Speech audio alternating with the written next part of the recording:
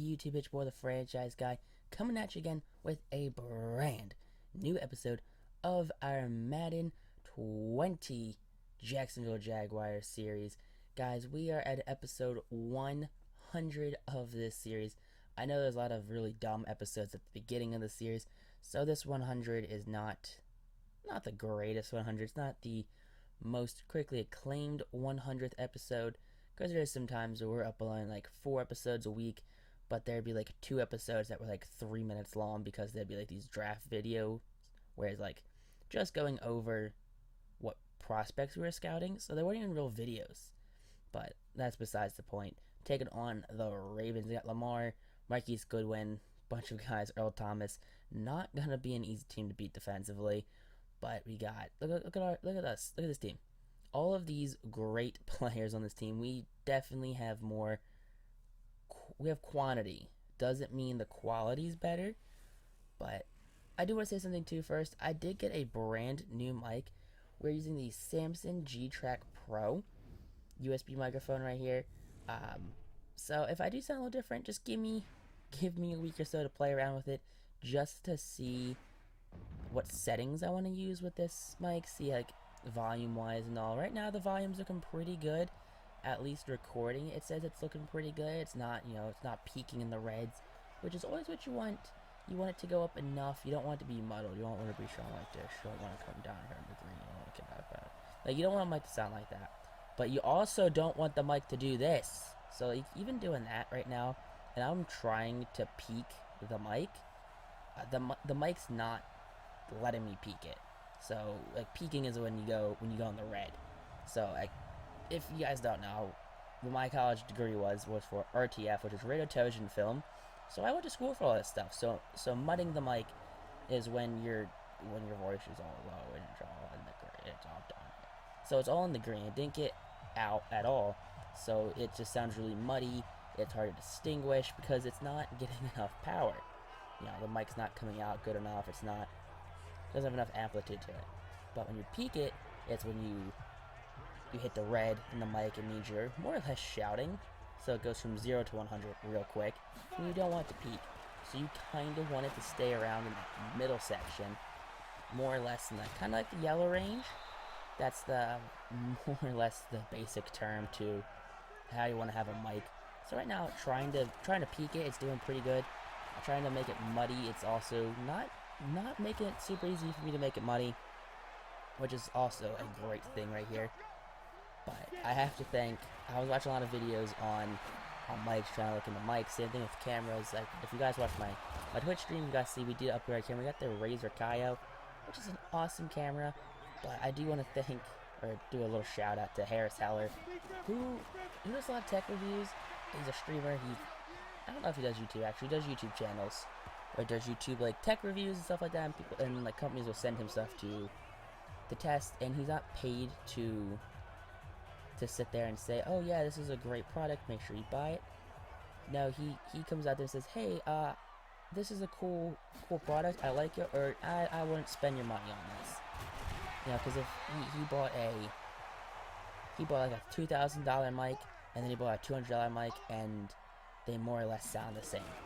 He said he just played with his slider settings a little bit. He has a Stream Deck, put the $200 mic into a Stream Deck, and he made it sound like the $2,000 studio mic.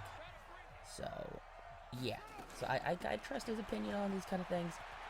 I mean, is he ever going to see this video? Absolutely not. There's no way he's ever going to see this video. But that's besides the point, as I've rambled on now for the past 4 minutes about a mic and sound quality. But you guys aren't here for that. Look at this. Look at this team. Look at this O-line. Not a great O-line. I mean, not the scariest of offenses. We've definitely played scarier offenses. But the problem is Lamar Jackson here slinging it, right? Look at that. One, he doesn't have to throw the ball, which is the problem. All he has to do is run the ball.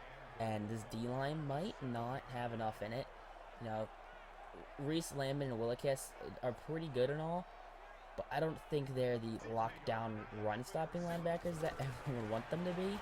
I mean, Willikis and Reese maybe, but Landman's definitely a pass coverage linebacker, but right here, Andrew's going to get in the back of the end zone right there, so you hate to see that. But Wilkerson, Pierce, Wise Jr. for that D-line. Then they got Judon, DeVinci Jr., Hewitt, Endma, okay. Marlon Humphrey, Jefferson, Thomas, and someone else I missed. Sorry that last person over on the right. I bet you were a Hall of Fame caliber player. But you see right here, Jake Fromm slinging hit gets deflected though. Jerry just can't get separation from Earl Thomas. Just absolutely killer. The worst part about the secondary for this Ravens team is how locked down they can be. But Justice Hill is running all over us. We do get a stop right here though. Christian Fultz on the stop, which is a big move for the young corner. But now 3rd and 10 from just standing in the pocket right there. Pass broken up. Anthony Schwartz cannot get it. He's 3 for 10 right now with only, what was it, 60 yards it said? You know, Fromm just not getting any help from his receivers right here. And now here's a reverse with the wide receiver. And our defense was not looking for that. And that is not great. Willie Snead right here gets, oh my lord, just a huge pickup. We thought we had to worry about Justin Wins. I don't know, I forget his name. Don't have to worry about the first running back. Now have to worry about Lamar Jackson, who's going to cough it up right here. It's picked up, though, by Tyler Friday, which is the good thing. So then, we get that play back. We get that pass back that didn't go anywhere. But Fromm trying to fire out yet again. This time will be caught by Jerry Jeudy. So Jeudy finally getting a catch, a 23-yard reception right here. And if you guys like, why are you only running slants? This is why I was only running slants at the time, because I could not get separation as Anthony Schwartz gets this big pass right here. Like, I was not getting separation from anyone. I couldn't get a pass to complete.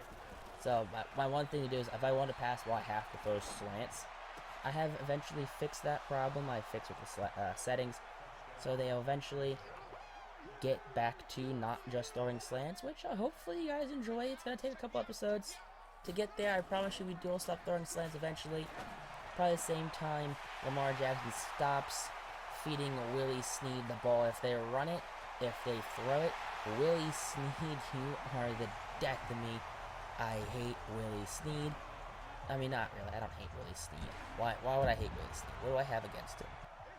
I don't have anything against Willie Snead, sorry. But here we go again, firing. That's going to be McLean Mannix, the UDFA wide receiver right there, who's putting up some big numbers this year. Gotta think, what, 70 yards already, 4 catches? Dude's shifty. He's like a little Wes Walker. I mean, Wes Walker, not a big guy, but you know what I mean. He's like a little Wes Walker, like, he's Wes Walker, but I don't know. He's Wes Walker's mini. That's what I'm trying to say. But Fromm firing out, and guess what? Jerry Jeudy touchdown, baby. As Jeudy gets on in there for a 30-yard touch right there. His first touchdown of the game. You gotta absolutely love seeing that right there. As Jeudy just does make everyone pay. You know, makes everyone pay right here. Sheldon Richardson right there, our big friend sign for this D-line, comes in with a big sack on Lamar. 3rd and 20 now. Josh Allen tries to break it up right there, but a forced dump down to Andrews, and the linebackers will swarm him, take him down. Only a 1-yard pickup right there. Only 8 yards for Mark Andrews. I mean, we're holding him in check, just saying. But got a cornerback, a safety blitz right here. Tony Jefferson III comes in screaming unblocked, hits Jake Fromm for a sack. 3rd and 4, here we go again. Fromm fires over the top of that defensive back right there, number 25, for a big catch by Anthony Schwartz. He's got 57 yards on the game. It's always good to have a rookie going over big yards. Gotta feed him the ball off. Just get that confidence up. That's number 12 right here. That's not, I forget number 12 is. That's gonna be Anthony Schwartz. How did I forget who Anthony Schwartz was for a second? I just threw the ball to him, forgot who he was. I don't remember who it was, all in the same motion. That's how close I can be sometimes. But not Anthony Schwartz right here at 85. It's going to be used at Chase Cota. Chase Cota with the receiving touchdown right there. Now 2nd and 10. That's going to be a first down for the Baltimore Ravens right there, as Lamar Jackson gets that ball down. Now, look at that. 1st and 10. Going to get a sack right here by Josh Allen, his first of the game. So he waited to the 2nd quarter to get up in there for a sack. But hey, can't keep him down the entire game. And guess what? He got 1. Now he's got 2. Another sack for Josh Allen right there, forcing a 4th his 20th sack of the season. So Josh Allen's just been absolutely demolishing offensive lines this season. Not even playing with him half time is the problem. I just click off of him, play with some linebackers, and guess what? He gets a sack. But ETN now gets us out of the red zone right here. Gets to the 22-yard line. Big 20-yard pickup. Now we're going to feed the beast again. Can he get to the outside? No, he cannot. Taken down by number 29 right there. Could not get to the outside turn up field, but 2 yards, just 35 yards for ETN. Now we have Zane Dudek, and Dudek makes a couple people miss. Dudek jukes, cannot get free. Those 29 wraps him up for the rest of the safeties to take him down, though. But Zane Dudek, big part of this rushing offense, had a great game last week. That number 49, Boston Scott, comes in. Boston making some people miss right here. And there you go, Boston Scott into the end zone for a touchdown. You did not see that one coming. A 46-yard touchdown run for Mr. Scott. Now, 3rd and 9 for the Ravens. Can they get this offense moving? They've kind of stalled out a little bit, and no, that's going to be an interception right down the deep pass. That's going to be Christian Fulton, his first of the game, and his 5th interception in 5 weeks. Can Christian Fulton keep this pace up? Now, ETN again. ETN shrugs off 2 tackles, eventually tackle number 44 right there, the Ravens defense, but first down is achieved right there, and he is in the zone. Now, ETN with his X Factor gets another first down, takes 2 linebackers, a linebacker and a safety to take him down right there. ETN not an easy running back to tackle, and guess what? We saw that last, we're doing it again. ETN takes 4 Ravens defenders to take him down this time. Up over 70 yards on only 8 rushes. Way to go, Travis Etienne. Zane Dudek now showing that he can do it too. They don't call him the dude for nothing as he gets himself a first down right there. Now clock expired, though we didn't score any points, so Ravens get the ball now going into the 3rd quarter. But Lamar making short work getting the first down. 3rd and 3 now. Can Jacksonville stop them? And no, it's going to be a rushing first down right there. 1st and 10. Lamar firing. Caught by Willie Snead. Dude, Willie Snead, you need to stop it, please. Please stop, Willie Snead. About to trade for you a Madden 21 just so you don't have to come up against me. Straight up, that's what I'm going to do. You heard it here. But now, look at that. Mark Andrews, the tight end, just making people miss. Down in the 2-yard line. He rumbled and bumbled and stumbled his way down there. But now he's getting some respectable yardage on this game finally. And now, look at that. A fake draw, and he's wide open over the middle. You hate to see that right there. Mark Andrews yet again. Another touchdown for the tight end. 1st and 10, ETN trying to kill some clock off right here. Gonna get pulled out of the face mask. I mean, he was already going down. Why did you have to grab his face mask, dude? Like, he was down, but now you just gave him a bunch of yards. Come on, Tony. Tony, what are you doing, dude? 1st and 10 now. ETN showing you that not just a face mask is gonna stop him as he gets some big yards right here. Up over 100 yards. His 5th 20-plus yard run on the season in only 5 weeks. Dudek in now after a big run by ETN. He's a little winded. Now, gonna go number 39 right here. ETN, and he's gonna take the stretch into the end zone for the touchdown right there. You seem like we're getting a lot of running backs get touchdowns that aren't named Travis Etienne. But hey, he's gonna get the touchdown this time. 3rd and 8 now, as Jacksonville has doubled the score of Baltimore. Now Lamar going deep, and that pass will be picked off by Christian Fulton. His 2nd interception of the game, his 6th on the season. On the 42-yard line now, ETN running it for the first down. If we give ETN the ball, it's going to be a first down. I'm sorry, there's no way around it. Guess what? ETN again, and guess what we're doing again?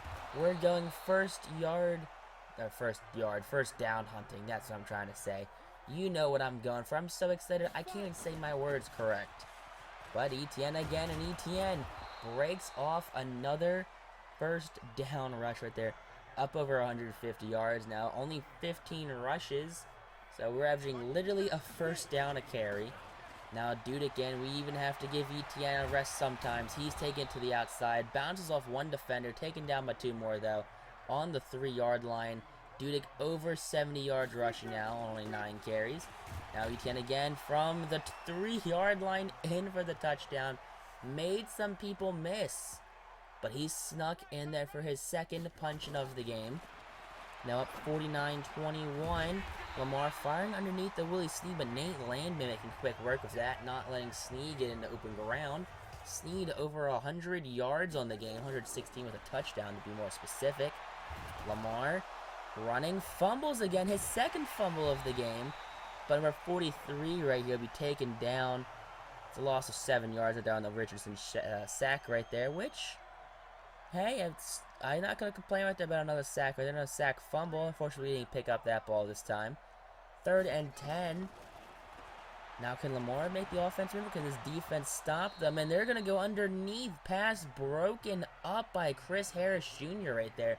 The veteran cornerback showing you he still's got gas left in the tank. Now 4th and 10. Sean Richardson's X Factor activated. And that's going to be broken up by Christian Fulton. The big hit on Hunter Renfro jars the ball loose right there before he can be a first down catch. ETN doing all he can be to be a one-man wrecking ball. Up over 170 yards on the game with 2 touchdowns. 18 rushes, 170. So just short that 10 yards of carry mark. But I think we got it this time. 1st and 10 down at the 2-yard line. 192 yards on the game. ETN, there is no stopping him. On the 2-yard line, Dalton Crozen, the fullback, gonna get stopped on 3rd down, stopped on the 1-yard line. We're going for it on 4th. Crozen again, Crozen in for the touchdown. You love to see it. The veteran fullback, he's been here since season number 1, and he's got himself another touchdown. But Lamar Jackson not going down easy as he gets the pass off to Brown right there. His first catch of the game. Now 1st and 10. That's going to be another first down for this Ravens offense. That's going to be number 96, Tyler Friday, coming out of nowhere for the tackle right there. Big man moving down the field. 1st and 10 from our 36 now. Going to be hit as he throws, but Lamar Jackson's pass will lead to the first down, though. It's number 13, that's Hunter Renfro, gets the first down. 3rd and 2.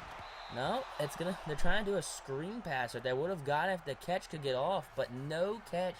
Lamar forced to ground it instead of taking the sack.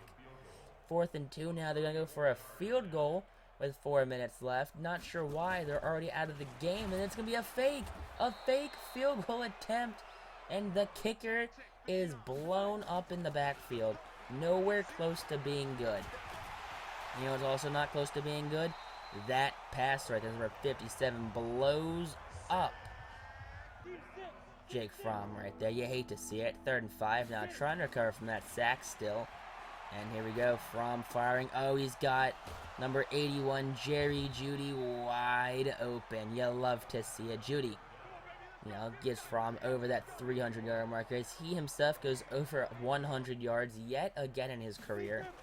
Now 1st and 10, Fromm drops back. Fromm searching the field, fires, and Jeudy again with the catch. And Jeudy not going down as he's dragging a defensive back down the field with him. Fromm over 330 yards now on the game. He started off very slow, but he's picked up as of recently. Now 2nd and 10, Fromm fires. Fromm's pass caught by Anthony Schwartz. In for the touchdown as this Jacksonville Jaguars lead just keeps getting bigger and bigger and bigger. You love to see it right there. Now, from Lamar Jackson going to get blown up in his backfield right there. That's going to be a sack led by, Josh Allen, Sheldon Richardson. The entire D-line is blowing up Lamar. But ETN now trying to run the clock out. We got less than 30 seconds left. Gets the first down. And clock does expire. We end up winning 63-21, 339 passing yards, 332 rushing yards. Jeez, we had 7 more passing yards than rushing yards. Both went over 300 yards. When is the last time a team had over 300 passing yards and 300 rushing yards in the same game? Has that ever happened? I don't think it's ever happened. But Fromm did pretty good. ETN did great. I mean, 200 yards right here, 2 touchdowns. I mean, you can't ask for anything better than that. I mean, Boston Scott had a touchdown, big 40-yard run on his only rush of the game. I mean, just quality, consistent running from this team this past 2 weeks. And there you go. Judy had over 100 yards. Anthony Schwartz had over 100 yards. McLean Mannix had 76 yards of his own. DJ Chark had 26 yards. I mean, just consistent people, coming in here and being clutch. They come in, they contribute, and they just have great chemistry this entire team. Nate Lone, the team with 10 total tackles, 2 tackles for loss. Sorensen had 2 sacks in a day. And I don't know. 2 interceptions for Christian Fulton. That's great for him. I don't know what to say. Like, I'm speechless sometimes we play his games, and it's like, all right, I'm not trying to blow you up by 62, but it's like you watch back, and it goes, okay, that's pretty wild. Just like watching it. But I don't know. I really don't know. But ETN punt return yards killed it. I mean, upgrade Sheldon Richardson right here. Gonna upgrade him from an 86 to an 87 overall. And I mean, who knows? I mean, so I looked it up. The only team to ever have 300 passing yards and 300 rush yards in the same game were the 49ers back in 2012. All right, way to go, 49ers back in 2012. I mean, Russell Wilson, I bet. Until next time, YouTube. Peace out. Rock on. Stay super classy.